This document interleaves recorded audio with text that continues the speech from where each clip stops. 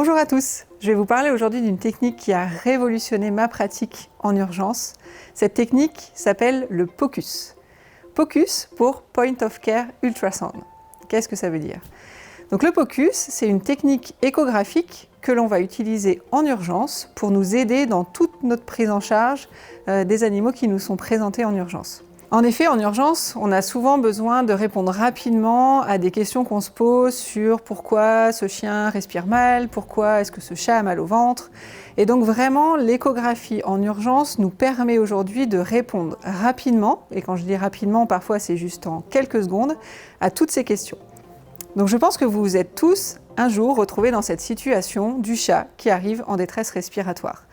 Et là, la question que l'on se pose, c'est est-ce que ce chat a un œdème pulmonaire? Est-ce qu'il a un épanchement pleural? Et l'échographie POCUS peut nous aider à répondre à toutes ces questions. Comment ça marche?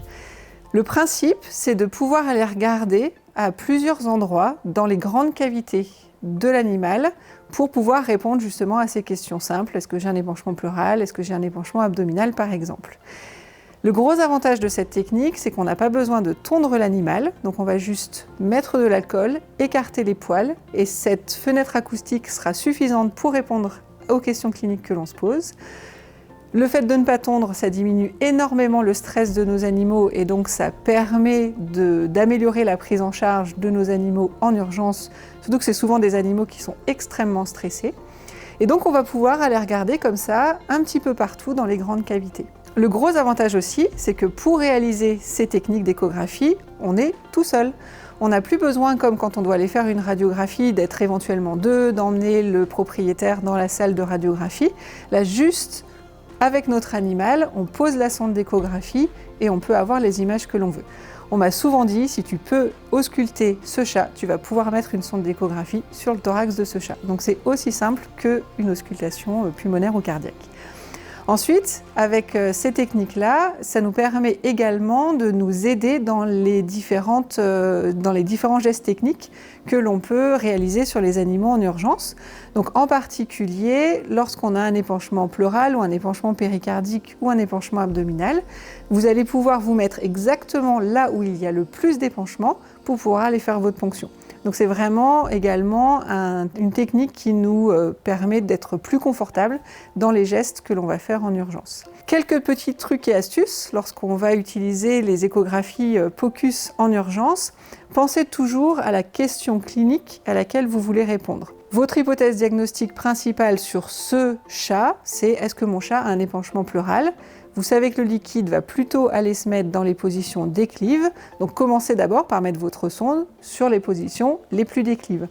Inversement, si vous cherchez un pneumothorax par exemple, l'air va avoir tendance plutôt à monter dans le thorax et donc vous allez plutôt chercher dans les positions hautes du thorax. Donc c'est plein de petites choses comme ça avec l'habitude que l'on apprend à faire et que l'on adapte. On adapte à chaque fois le protocole en fonction de ce que l'on cherche sur notre animal. Comme je vous le disais, c'est une technique qui a révolutionné ma pratique ces dernières années et qui se développe vraiment très vite dans le milieu des urgences et des soins intensifs.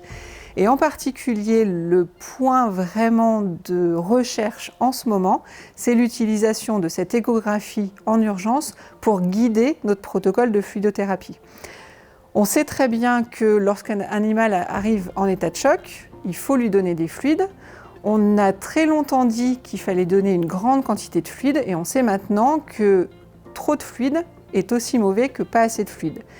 Et le problème, c'est qu'on sait que diagnostiquer une surcharge volumique, c'est compliqué.